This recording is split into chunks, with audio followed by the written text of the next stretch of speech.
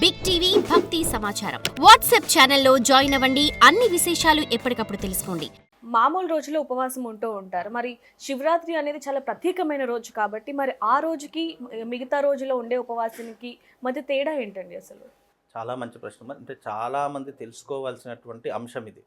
సంవత్సర కాలంలో ప్రతి ఒక్క మానవుడు, ప్రతి ఒక్క జీవి కొన్ని రోజుల పాటు అంటే ప్రత్యేకమైనటువంటి రోజులలో ఉపవాసం ఉంటే అంటే ప్రతి నెలకు మనకు ఒక ఏకాదశి వస్తుంది. అవును. అంటే ప్రతి నెల కనీసం ఒక్క రోజైనా ఉపవాస దీక్ష తప్పకుండా చేయాలి. ఇటు సైంటిఫిక్ రీజన్తోనూ, ఇటు సనాతనమైనటువంటి ధర్మం ప్రకారం కూడా 2 రీజన్స్ ఉన్నాయి. సైంటిఫిక్ రీజన్ ఏంటి అంటే కనుక ఒక్కరోజు ఉపవాసం ఉండడం వల్ల మన శరీరంలో ఉన్నటువంటి మనిషి యొక్క ఆయుష్ని పెంచుకునేటటువంటి శక్తి, అలాగే రోగ నిరోధక శక్తిని పెంచుకునేటటువంటి శక్తి కూడా ఒక్కరోజు ఉపవాసం ఉండడం వల్ల కలుగుతుంది అని శాస్త్రం. అంటే మన జీర్ణ వ్యవస్థ క్లియర్గా పనిచేయడానికి అని శాస్త్రం. అలాగే శాస్త్ర ప్రకారం ఏంటి అంటే కనుక మనం ఏదైతే ప్రత్యేక రోజులలో ఉపవాసం ఉంటామో ఆ రోజులలో ఉపవాసం ఉంటే అది భగవంతుడికి అంకితం చేయబడుతుంది, ఇటు ఆరోగ్యపరంగా మనల్ని శరీరాన్ని రక్షింపజేస్తుంది అని శాస్త్రం. కాబట్టి ప్రతి నెల ఉండడము ఎవరికైతే అలవాటు లేదో కనీసం అంటే ప్రతి నెల ఒక్కరోజు ఉపవాసం ఉంటే సంవత్సర కాలంలో 12 రోజులు ఉపవాసం ఉన్నటువంటి విధంగా ఉంటుంది.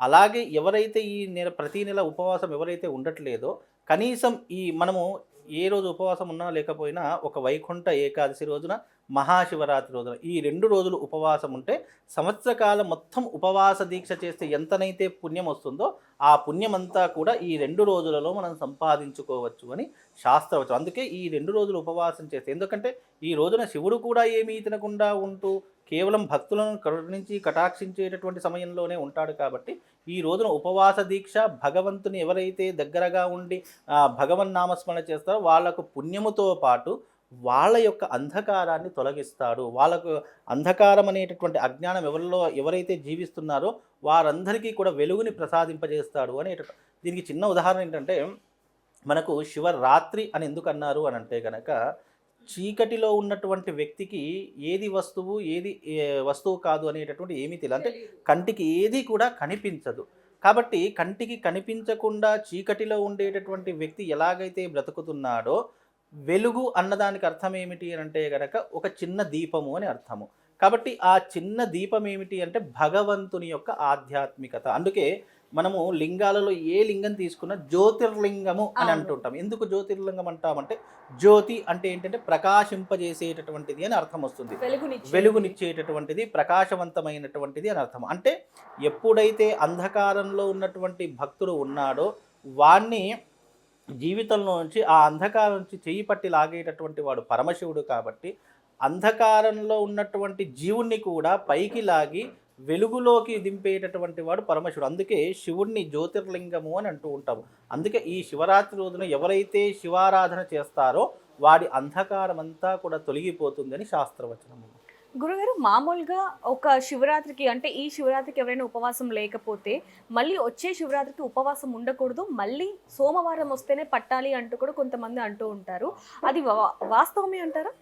నిజానికి ఉపవాసము అనేటటువంటిది మనం ఎంచుకున్నటువంటి భావం మీద ఉంటుంది. యద్భావం తద్భవతి. అంతే. శివరాత్రి రోజున సోమవారం వస్తేనే ఉపవాసం ఉండాలి అనేటటువంటిది శాస్త్రంలో ఎక్కడా కూడా లేదు.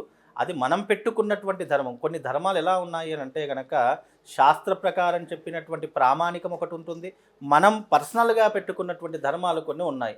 అంటే ఎవరికి అనుకూలాన్ని బట్టి వాళ్ళు ధర్మాచారం చేసేస్తున్నారు తప్ప శాస్త్రం ఏదైతే చెప్పిందో దాని ప్రకారంగానే ధర్మం నిలుస్తుంది. కాబట్టి మనము ఎప్పుడైతే ఉపవాస దీక్ష చేయాలని సంకల్పం సంకల్పానికి మించినటువంటి గొప్పనైనటువంటిది సృష్టిలో ఏదీ లేదు. సంకల్పం అనేటటువంటిది ముఖ్యం. ఈ రోజు నేను ఉపవాసం ఉంటాను అని నువ్వు సంకల్పం చేసుకుంటే అది ఏ రోజైనా కానివ్వండి, ఉపవాస దీక్ష చేయడం మనిషి యొక్క కర్తవ్యం.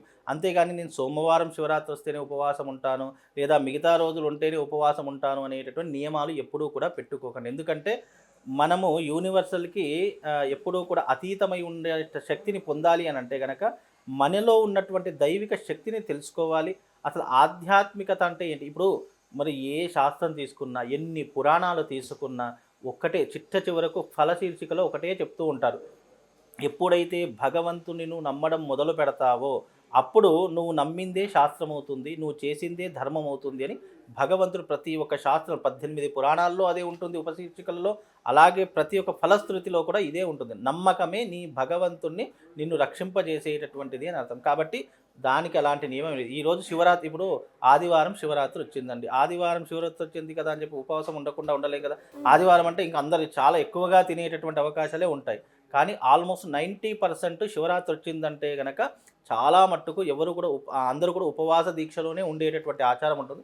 ఏదో కొంతమంది ఉపవాస దీక్షను పట్టించుకోరు కాబట్టి అలాంటి వారి గురించి మనకు అవసరం లేదు. కాబట్టి ఉపవాస దీక్ష చేయడం అనేటటువంటిది భగవంతుని మనం దగ్గరగా చేసేటటువంటి ఒక మార్గము. భగవంతుని చేరుకోవడానికి అనేక మార్గాలు ఉన్నాయి. తపస్సు ఉంది, జపం ఉంది, తపం ఉంది, హోమం ఉంది, పూజాది క్రతువులు ఉన్నాయి, అర్చనలు ఉన్నాయి. అందులో ఒక భాగమే ఉపవాస దీక్ష అని అర్థము. ఉపవాసానికి దీక్ష అనే పేరు కూడా ఉంది. నువ్వు ఉన్నటువంటి ఉపవాసం, ఇప్పుడు సంవత్సర కాలంలో కొంతమంది ఇంటి దేవుడి పేరు మీద ఉంటూ ఉంటారు, మరి కొంతమంది పర్సనల్గా నాకు ఈ దేవుడు అంటే ఇష్టం, అంటే శనివారం ఇష్టం కాబట్టి వెంకటేశ్వర స్వామి మీద నేను ఉపవాసం ఉంటాను, గురువారం ఇష్టము, కొంతమంది దత్తాత్రేయుడికి ఉపవాసం ఉండాలని చెప్పేసి ఉంటారు, కొంతమంది అమ్మవారికి శుక్రవారం వచ్చింది ఈ రోజు ఉపవాసం. ఎందుకు అంటే అది ఒక దీక్ష. ఈ రోజు వచ్చిందంటే ఆ భగవంతుణ్ణి నేను ఈ రోజున నా యొక్క పదార్థాలు అన్నీ కూడా తెగించి భగవంతుడి కోసం త్యాగం చేస్తున్నాను. కాబట్టి ఈరోజు ఏమీ తినకుండా ఉండడమే ఉపవాస దీక్ష. అలా తినకుండా ఉంటే ఏమవుతుంది, అరే ఈరోజు శుక్రవారం అంటే అమ్మవారి పేరు మీద ఉన్నానని చెప్పేసి కనీసం ఆ ఉపవాసం ఉన్న రోజైనా ఆ తల్లిని స్మరించుకుంటాడు, ఆ భగవంతుని స్మరించుకుంటాడు, ఆ రోజున భగవత్ సమీపంలో దగ్గరగా ఉంటాడు. కాబట్టి ఉపవాస దీక్షకు అంత ప్రాముఖ్యత ఉంటుందమ్మా. For more videos like this, subscribe Big TV channel.